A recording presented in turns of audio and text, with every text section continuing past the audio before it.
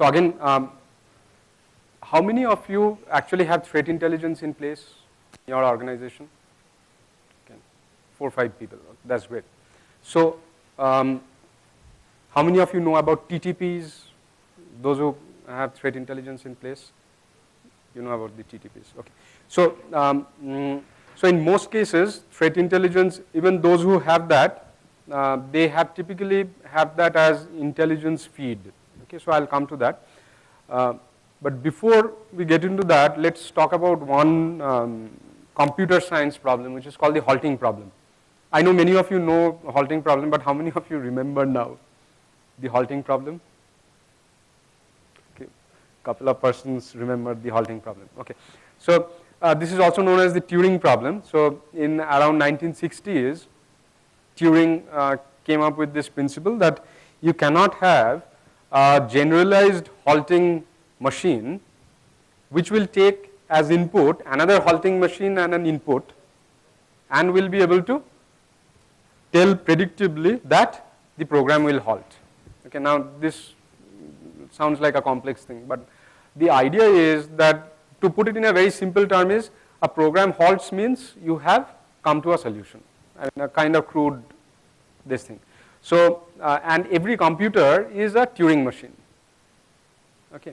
So what it means is that you cannot have a generalized solution, an algorithm, a computer, whatever it is, which can predictably find out all the vulnerabilities. Okay. So in 60s itself, it had been proven that it is impossible to find out all the vulnerabilities.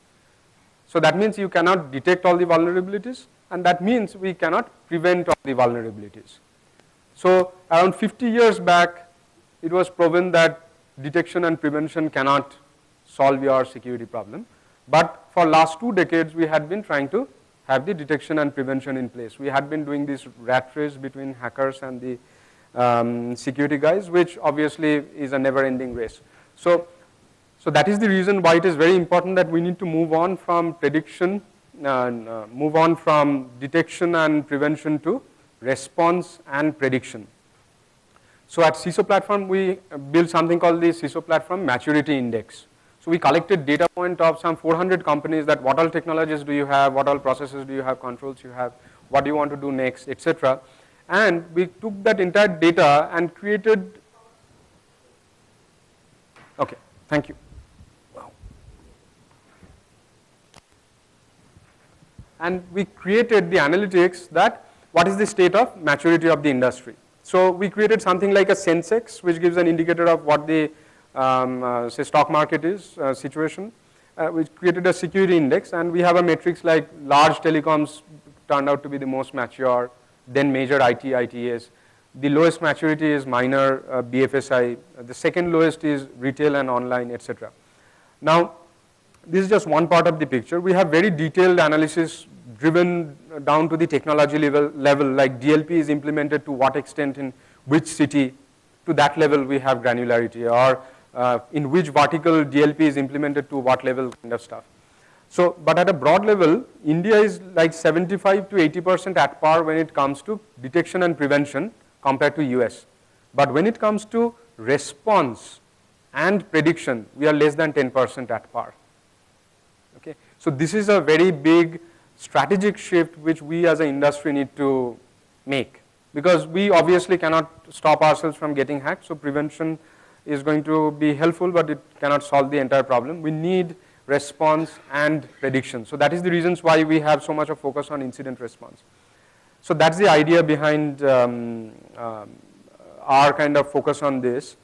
So threat intelligence drivers, what are the drivers? As I told you, that it's obviously we cannot stop all attacks, so we need to predict wherever possible.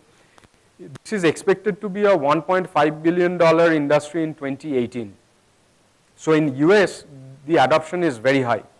It is one of the top buzzword for last 3 years. Like at CISO platform, we do a buzzword analysis for RSA conference in US, which is one of the largest security conference. We go and take pictures of all the booths, etc., and things like that. We thought of doing some nice, cool, recognition for keywords, etc. But finally, we just did it manually. We just wrote down what are the keywords and did an analysis that which are the most most appearing keywords. So threat intelligence had been one of the top buzzwords for last 3 years. APT went down as a buzzword this year. Earlier it used to be, this year it went down. So what's the basic of the threat intelligence? So what is threat intelligence? One is like, so these are, let's consider 3 levels of threat intelligence. One is like, suppose a hacker is trying to hack your network or your system. So you will have some kind of clues, right? I mean, you will see from a particular system too much of data coming, and maybe if there's something that looks like a brute forcing attack and stuff like that. So you have some kind of evidence, which are the atomic indicators. Okay. Now you can have atomic indicators in your organization, but not just that, we can have atomic indicators in, say, Gaurav's organization. So in Gaurav's organization, we see that from this IP, there's this kind of malicious thing happening, so I can consider that IP as malicious, and I can exchange that threat intel. So that's like the atomic indicators. But the next level is the TTPs, the tactics, techniques, and procedures. So the idea is, like, suppose if you can predict that this is the group, hacker group, who is trying to hack you, this is their motivation, this is the reason why they try to hack, these are the techniques they use. Every hacker group has their own techniques. These are the procedures they use, these are the kind of tools they use. So once you have that, that's the TTP, and getting TTPs is tough. Getting these lower level atomic indicators is very easy. You will see that every single vendor might come up and say, I do threat intel. And 90% of the guys who say, I do threat intel, actually do this lowest level of stuff. The next level is the TTP, and the higher level is goals and strategies, where you get to know that this particular organization in this country has this strategy which is being funded by this government, that in next 5 years they're going to do this, this, and this. Okay, that's the goal and strategy level TTP, and organizations do that. You can actually get that kind of threat intel. So these are the 3 levels. So what is important for actionable intelligence? I'll skip it. It's very evident, accurate, relevant, timely, etc., etc. Types of intel: strategic, operational, tactical, and technical. Okay, I don't think I need to explain anything here, right? I mean, it's very self-evident. I'll skip. So this is something interesting. This is the pyramid of pain, which is used in threat intel. So basically, the lower level technical indicators are very trivial. Getting that is extremely trivial. Going up, getting the IP addresses, etc., which you get in this threat intel feed, is also easy. But as you go up into the network or host artifacts, the tools, and finally the TTPs, that becomes tougher. I'm not getting into the details of this. You can guess that. Now, there are few areas which are important to understand. Okay, one is the data versus the intelligence. So what you get from most of these vendors as threat intelligence is data, and it's not intelligence. So what makes it intelligence? When you get context, when you get the intent and the capability. If you get this information, then that's intelligence. And then there is tactical versus strategic. Tactical says how and what, okay? But strategic says who is this guy and why does he want to do that? Now let's look into the process, that how does threat intelligence happen? So there are 5 stages. One is the planning, and the planning phase is very important because, like, there is one organization in US which is one of the top brands in fashion. For them, the reason for doing threat intelligence is very different. They want to figure out the kind of fake things which are happening in China or in some other countries, and they want to track that. Okay, so planning for, like, what issues do you want to address, what info do you want to gather, etc. Okay, what are the top business priorities? That's the planning phase. Then is the collection. In collection, we got OSINT. OSINT is the open source intelligence. Last time in Mumbai, we had a session on just how do you collect OSINT. So if any of you want to become a OSINT specialist or a human intelligence, human specialist, you have to go deep into it. Human has lots of elements of social engineering and many other things. Okay, so you have to collect through multiple things. So OSINT, human, or getting these logs and data from inside the organization, which is easy. Getting data from honeypots, and stuff like that. You can look into this document called FM5 from US government. This is interesting, which gives a lot of insights on how collection is to be done. So threat intelligence, if you look into it, more or less the process is copied from the traditional intelligence organization. I mean, it more or less speaks the same language. Then comes the processing, where you take the data and process it and make it in that form so that the analyst team can work on that. So that you remove all these things which are like false positives, etc., and give it to the analyst team. And analyst team actually finds out the TTPs and goes to the highest level. Okay. And finally is the dissemination, where you customize the report for the right audience. So some of you mentioned that you have the, you are working on threat intel. So maybe if any of you could tell, like, in which function do you work? Like, you work on threat intel, right? So which function do you work on? Collection and processing. And also dissemination. Okay. Okay. Okay. Okay. You are affected by this. Wonderful. Anybody else like? Okay. So you work more on the communication side. Okay. Great. Okay. So some of you do a few work. So this is a very emerging area, and it's growing very interestingly. So in terms of the people, this is how an org chart could look like. Okay. So we are suggesting an org chart from CISO platform. Doesn't mean it has to be like that. You can combine multiple things. If your initial team is small, it could be done in different ways. So one is the SOC team is very essential part of it.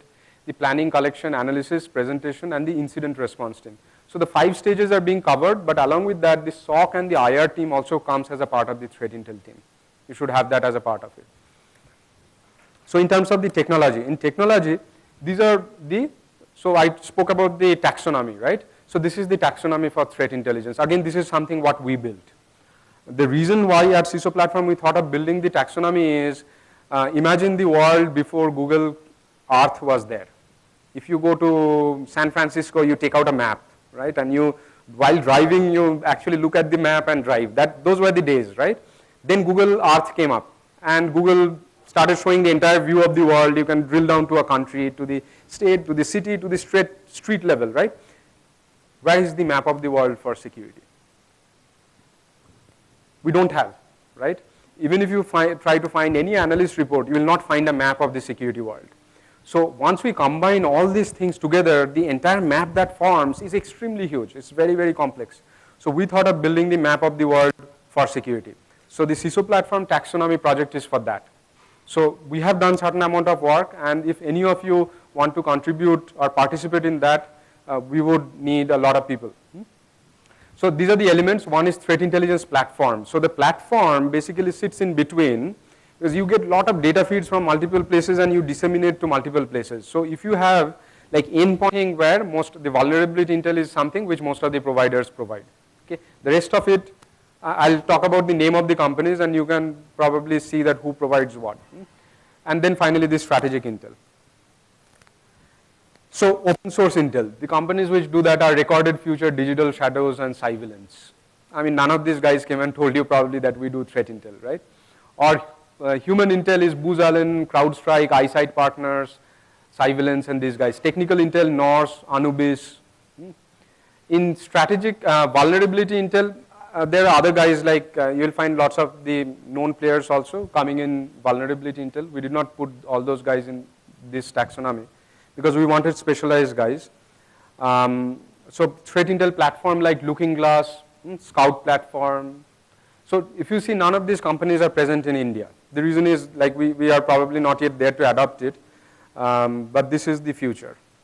So we finally also have the vendor analysis. Like on the left hand side, we have the name of the vendors and capability wise who maps into what. So again, if you need it, we have this. Now this is very important part, that is integrating threat intel. So how do I integrate threat intel with my organizational security framework? So basically the consumers of threat intel could be the executives, the risk or fraud team, the SOC team, or the incident response team. So these are the consumers. Now how do I feed the threat intel data to these guys? I mean, giving to the executives is easy, PowerPoint presentation. In fact, the next session which we will have is on creating a framework for presenting to the board. Like we'll do a war game like scenario that we'll imagine board for the first time wanted us to present next week. So we'll create a presentation that what should be the structure of that. Now that's easy, but for the other things, how do I do that? So everybody started coming up with various different protocols of communication. And finally, the world is converging towards sticks. So I'm not talking about all the other protocols. So sticks is something that you need to understand. And another thing which is very, very important these days, you know, like Uber and Ola, and that's taxi. Okay, so you need to know about sticks and taxi. So taxi is the automated, I mean, when you are doing the communication part, okay, and sticks is the format of the data. So these are the two protocols which are very, very important when it comes to communicating the threat intel data. So how to build a threat intel program? So obviously, like if you want to, first question is, should you have threat intel? Are you ready for threat intel or not? That's a big question. So one is, if suppose you are not utilizing your internal threat intelligence today, there's no point in buying external threat intel. So how do you understand that, whether you are there to adopt it, and what should be the step-by-step process to adopt threat intel? I'm going to skip that today. We are running a little bit late, but I think we are around 40 minutes late. We can catch up towards the end of the day. So this is one part which I'll skip for the keep for the next time. But at a high level, you guys got an idea of what threat intelligence is like, what are the elements, and how you can build a program. And using 80-20 rule is a good idea, but I'll get into this next time. Okay, thanks a lot.